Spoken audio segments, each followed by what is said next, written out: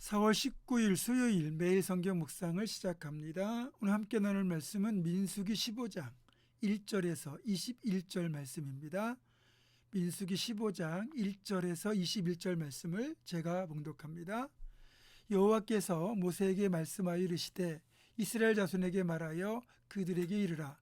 너희는 내가 주어 살게 할 땅에 들어가서 여호와께 화제나 번제나 서원을 갚는 제사나 낙헌제나 정한 절기제에 소나 양을 여호와께 향기롭게 드릴 때에 그러한 헌물을 드리는 자는 고운 가루 10분의 1에 기름 4분의 1 흰을 섞어 여호와께 소제로 드릴 것이며, 번제나 다른 제사로 드리는 제물이 어린 양이면 전제로 포도주 4분의 1 흰을 준비할 것이요, 순양이면 소제로 고운 가루 10분의 2에 기름 3분의 1 흰을 섞어 준비하고, 전제로 포도주 3분의 1 흰을 들여 여호와 앞에 향기롭게 할 것이요, 번제로나 서원을 갚는 제사로나 화목제로 수송아지를 예비하여 여호와께 드릴 때에는 소제로 고운 가루 10분의 3 에바에 기름 반 흰을 섞어 그 수송아지와 함께 드리고, 전제로 포도주 반 흰을 들여 여호와 앞에 향기로운 화제를 삼을지니라. 수송아지나 순양이나 어린 순양이나 어린 염소에는 그 마리 수마다 이와 같이 행하되 너희가 준비하는 수요를 따라 각기 수요에 맞게 하라. 누구든지 본토 소생이 여호와께 향기로운 화제를 드릴 때에는 이 법대로 할 것이요, 너희 중에 거류하는 타국인이나 너희 중에 대대로 있는 자나 누구든지 여호와께 향기로운 화제를 드릴 때에는 너희가 하는 대로 그도 그리할 것이라. 해중 곧 너희에게나 거류하는 타국인에게나 같은 율례이니 너희의 대대로 영원한 율례라. 너희가 어떠한 대로 타국인도 여호와 앞에 그러하리라. 너희에게나 너희 중에 거류하는 타국인에게나 같은 법도 같은 규례이니라. 여호와께서 모세에게 말씀하여 이르시되 이스라엘 자손에게 말하여 이르라. 너희는 내가 인도하는 땅에 들어가거든 그 땅의 양식을 먹을 때에 여호와께 거제를 드리되 너희의 처음 익은 곡식가루 떡을 거제로 타작마당에 거제같이 들어드리라. 너희의 처음 익은 곡식가루 떡을 대대에 여호와께 거제로 드릴지니라. 아멘.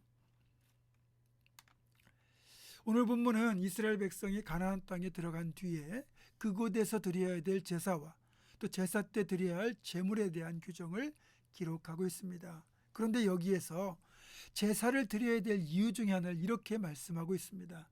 내가 주어 살게 할 땅에 들어가서.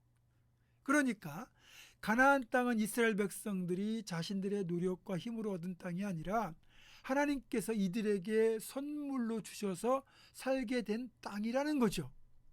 자, 그렇다면 땅의 주인, 땅의 권리는 누구에게 있는 겁니까? 당연히 하나님께 있죠. 하나님께서 그 땅을 주신 것, 살게 하신 것에 대한 감사가 그러면 당연히 따라와야 되겠죠. 어렸을 때 제가 살던 고향 마을은 집은 마을 사람들 각자의 집이었지만 그 집을 지은 땅, 그러니까 건축을 해놓은 대지 자체는 파평윤씨 종가의 땅이었습니다. 그래서 마을 사람들은 해마다 파평윤씨 종갓집에 땅을 사용하는 이용료에 해당하는 쌀가마니를 지불했습니다. 남의 땅에다 집을 지었으니까 당연히 사용료를 내는 거죠.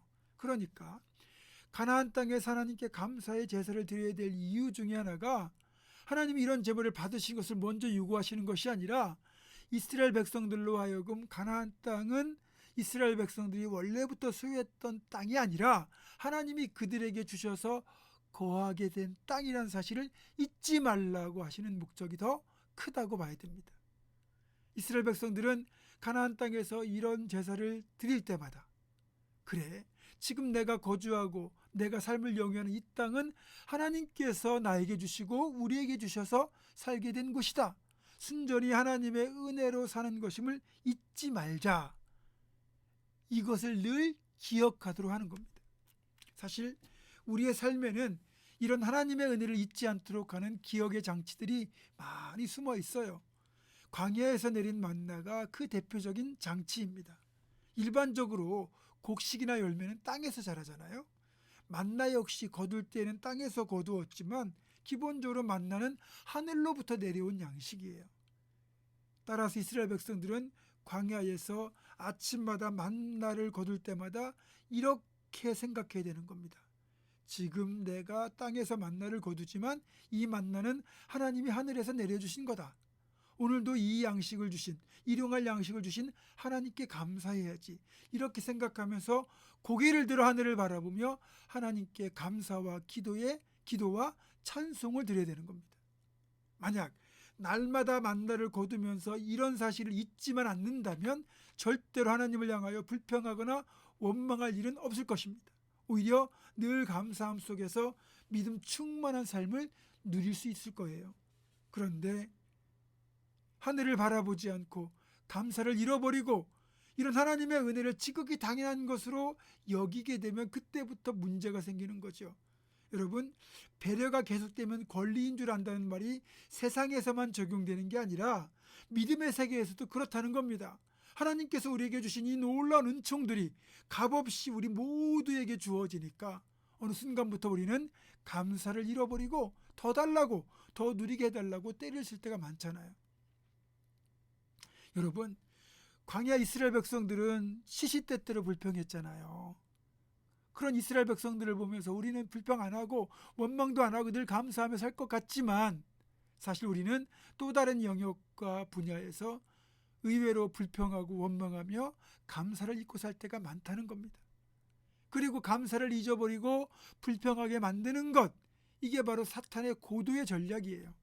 사탄은 우리로 하여금 자꾸만 우리 땅의 것에만 매달리게 만들고 남과 비교하게 만들어서 내가 남보다 더 갖지 못하고 더 누리지 못하고 상대적으로 빈곤한 내 삶을 돌아보면서 불평, 불만 가득한 삶을 살게 만드는 거예요.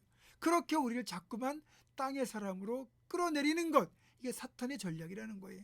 반면에 예수님은 그런 우리를 하늘을 바라보고 살라고, 하늘의 사람으로 살아가라고 이끌어 가십니다. 무엇을 먹을까 마실까 입을까 염려하지 말고 먼저 그의 나라와 그의 의를 구하라고 하셨던 이유가 바로 여기에 있는 겁니다. 우리가 그렇게 매어있는 이 땅의 것들, 의식주를 포함한 땅의 것들 하나님이 다 책임지실 테니까 우리는 먼저 하늘의 것을 추구하며 살아가라. 그래서 하늘에 속한 사람으로 살아가라, 이런 뜻이었거든요. 그러니까 주님 말씀대로만 우리가 살 수 있다면 우리가 비록 땅에 발을 딛고 살아도 우리는 하늘의 사람으로 살아갈 수 있는 겁니다. 천국을 이 땅에서 미리 선취하며 사는 거예요. 그것이 우리를 향하신 하나님의 뜻이기도 합니다. 그래서 항상 기뻐하고 쉬지 않고 기도하고 모든 일에 감사하는 사람은 땅에 살아도 하늘의 사람인 것입니다. 그런 우리 모두가 되기를 주님의 이름으로 축원합니다. 고마우신 아버지 하나님, 자꾸만 땅의 것 때문에 불평하고 원망하는 자가 아니라 내게 주신 모든 것들이 하나님으로부터 온 것임을 기억하며 늘 감사하는 삶을 살아가게 하여 주옵소서. 그런 우리가 되기를 간절히 원하옵고 예수님의 이름으로 기도하오며 이제는 우리 주 예수 그리스도의 은혜와 하나님의 사랑과 성령의 교통하심이 늘 감사를 잊지 않고 살면서 땅의 사람이 아닌 하늘에 속한 사람으로 살아가기를 결단하는 사랑하는 모든 성도들, 이들의 삶과 가정과 생업과 앞날과 우리 교회 위에 지금부터 영원토록 함께 하시옵기를 간절히 축원하옵나이다. 아멘.